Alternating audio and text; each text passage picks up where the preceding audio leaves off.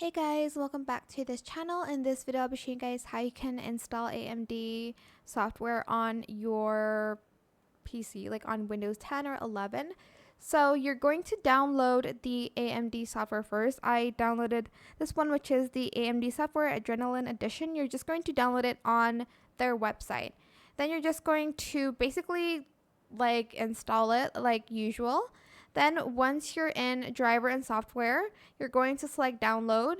Not going to do that. I'm not going to do that now because I'm doing a tutorial, but you're just going to hit the download button and it's going to basically install. You're also going to update and stuff like that. The last time I updated was was last year apparently. Okay, that's bad, but you're going to update your drive, okay? Don't be like me. That is it. I hope it was helpful for you guys. Don't forget to like, comment, share, and also subscribe to this channel if you haven't done that already. If you have any more questions about this, leave it in the comment section down below. I will try my best to answer them all for you guys. And if you found this video helpful, please click the thanks button as well. That is it for this video. Thank you so much for watching. Bye.